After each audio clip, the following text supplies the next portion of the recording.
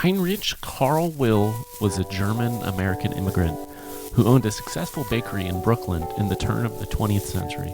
But his bakery was forced to close due to competition of monopolistic capitalist bankers who came into the American baking industry in the early 1900s. Who is Heinrich Karl Will?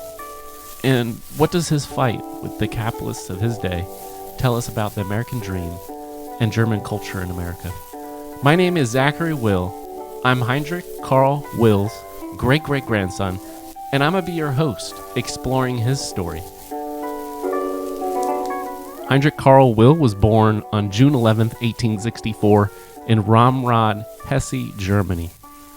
His father was George Will, and his mother was Anna Catherine Lang. He had 8 younger siblings, and he was the oldest son.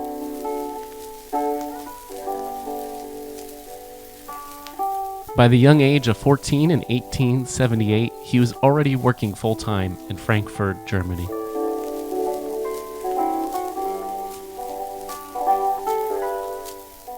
Heinrich Karl Will immigrated to the United States at the age of 24. He boarded the boat, the SS WEA, in Bremen, Germany. The SS WEA arrived in New York City on April 16, 1889. There, the only 3-year-old Statue of Liberty greeted the boat as it entered. The newly erected statue symbolized a land of opportunity. He came over with all of his possessions inside of one single chest.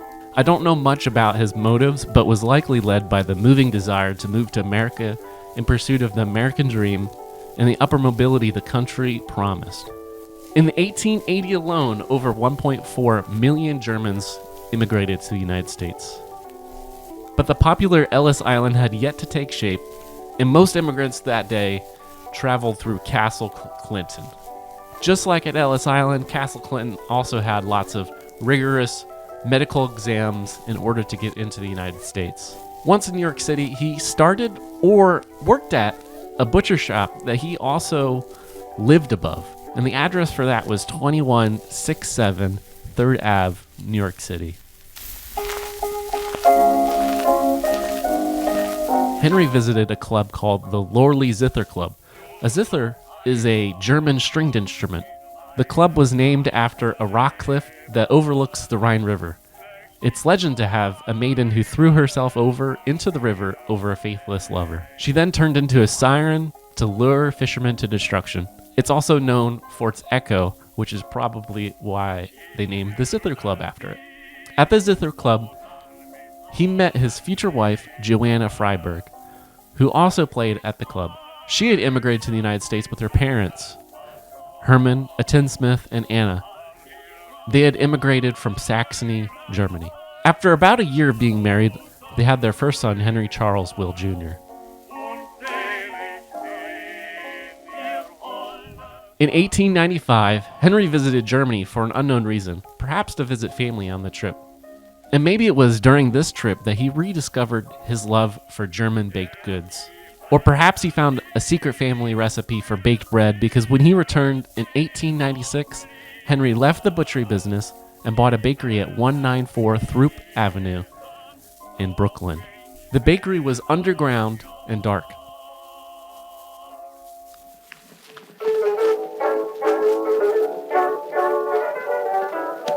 At some point, they began baking Zwieback bread. Zwieback is a sweet Prussian-style rusk bread, twice baked. It's rumored to have been invented to feed Prussian armies during the 30 Years' War. It must have been a huge hit with the German Americans in Brooklyn, longing for the German-made breads back home. During the beginning period of starting his bakery, Henry also faced some struggles in his personal life. Joanna and Henry had their second son, Albert John Will, on September 26, 1898. But then just shy of 1 year old, Albert died on August 14, 1899. It must have been devastating for them. Unknown to Henry Will, trouble was also brewing in the bakery business. In 1889, William H. Moore acquired 8 bakeries to form the New York Biscuit Company. William H. Moore was not a baker at all. In fact, instead, he sat on the board of directors for Carnegie Steel Company. His friends included those at J.P. Morgan and John D. Rockefeller. He had also helped start 2 railroad companies, a tin can manufacturing company, and a company that made matches. William H. Moore wasn't in any industry that wouldn't make him incredibly wealthy. Around the same time, another man was putting together a bakery empire. His name was Adolphus Green. He was a Chicago lawyer who in 1890 bought up 40 different bakeries in the area. In 1898, Green and William H. Moore merged their bakery empires together to form the National Biscuit Company. Today, it's known as Nabisco. They produce all the world's favorite snacks: Oreos, Chips Ahoy, Belvita, Ritz crackers, Fig Newtons, Wheat Thins, and more.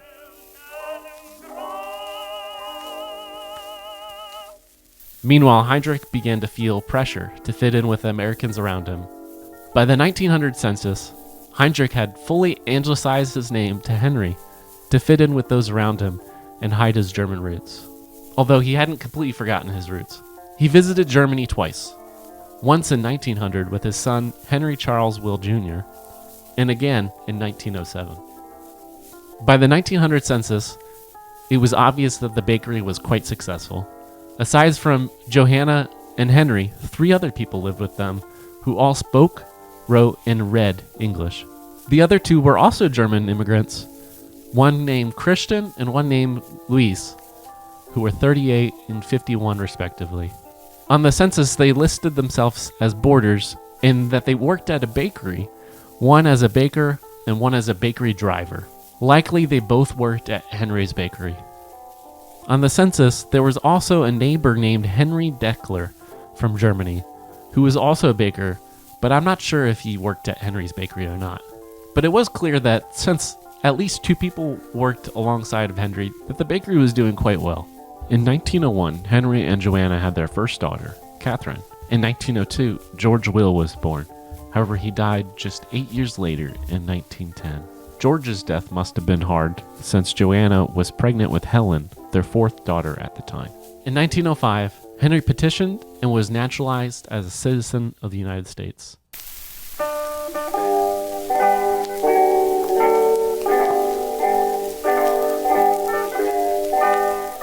In 1910, there were 2 different boarders than in 1900. One of them was Wagman, a 40-year-old baker who emigrated from Holland. The second was named Harry, who was 30 years old, and he was the bakery wagon driver from Hungary. Even though they were from Holland and Hungary, they were still kind of close to Germany and still might have had some of those German roots. Henry wanted to help those immigrating into the United States and help them by giving them jobs at the bakery, and I thought it was really cool that he wanted to do this, and probably his own story of immigrating to the United States and kind of his struggles early on probably influenced that decision in his bakery. At this time, there was also another German baker in their neighborhood named Frederick Weinkauf, but I don't know if he worked at Henry's shop or not either. So Henry's bakery continued to succeed into 1910, and it had become a staple of the neighborhood, having been open for over 14 years. At some point between 1902 and 1918, Henry's bakery outgrew his cramped basement bakery, and he decided to move his bakery into a newer and bigger storefront. That storefront was at 614 Coney Island Avenue in Brooklyn. This new bakery had the bakers working in the sunlight of the windows rather than the dark basement. He also innovated his new bakery with the use of real ovens.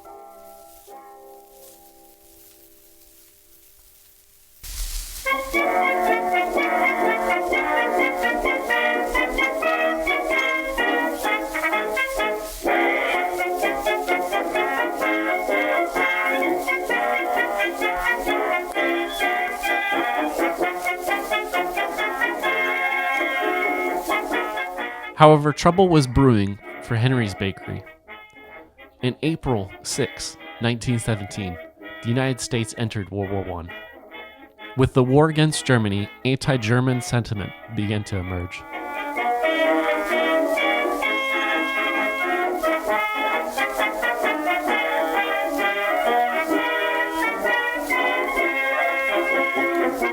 World War I propaganda posters calling Germans Huns or spies began to circulate. Americans began to move against anything German. Even Woodrow Wilson, the president at the time, said of German Americans, "Any man who carries a hyphen about with him carries a dagger that he is ready to plunge into the vitals of this republic when he gets ready."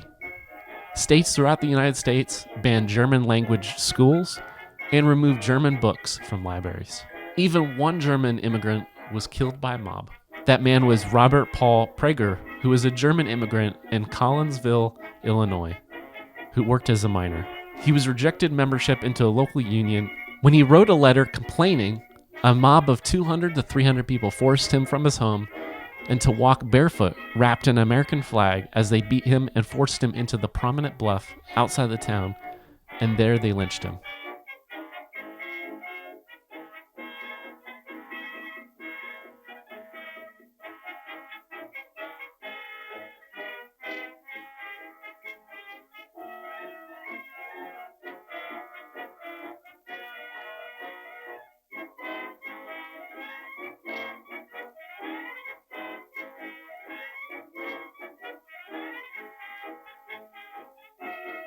In response to this, German Americans began to intentionally assimilate to avoid becoming targets. They changed their names to English-sounding ones, just like Heinrich changed his name to Henry. They began to rename German streets and began to speak English in public rather than German. None of this was good news for a German immigrant baker who specialized in a German-style bread. To make matters worse, monopolistic bakers were starting to make a move. The National Biscuit Company soon created the Sunshine 1,000-window bakery, which copied Henry's bakery at a much larger scale, thanks to their banking connections. This ended up eventually putting Henry's bakery out of business. By 1920, Henry and Joanna had 8 children.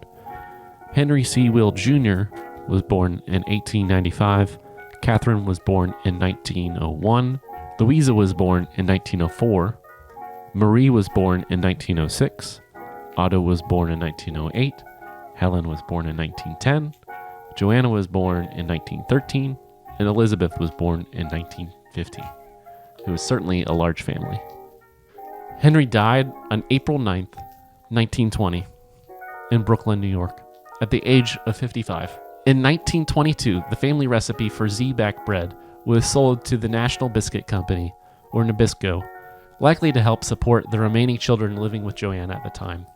Nabisco continued to produce Zwieback bread into the 1930s, when it likely lost support due to Germany's involvement in World War II. Does Heinrich Karl will represent the best of the American dream? Or is it yet another example of how small businesses are crowded out by corporate giants in America? Is upward mobility fact or fiction in America? I believe that he does emanate the American dream. He stood the adversity and made it through. Despite the challenging landscapes of his time, both from monopolies and from anti-German sentiment, he was able to start and keep open a successful bakery in one of the biggest cities in America. He was also able to raise a large family despite struggling. He never gave up until his last breath, and there's something inspiring about that. Does Henry Charles Will's story show us how America forces immigrants to give up their homeland cultures? Are we missing out on the diversity of culture that German Americans once had before World War I, with the attributions with Zwieback breads and zither instruments being stripped from our culture? German Americans make up nearly 49 million people in America, and yet they have had such a small impact on our culture. And our immigrants in America today, faced with similar pressures to give up the things that make their culture unique, they can bring so many new things, new experiences, foods, and cultures to America. While we'll never revive the German culture from the turn of the 20th century, it's cool to look back on and see how diverse European and Caucasian culture used to be in America, and it's kind of exciting to rediscover that. My hope is that stories from our past help us learn for our future.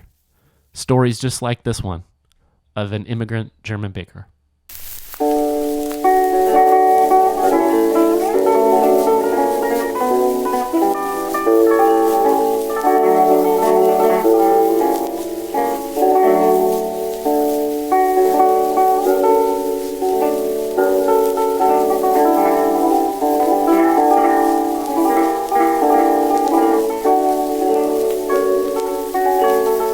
There at the Zither Club. There at the Zither. There at the Zither. At the Zither. At the Zither Club. At the Zither Club.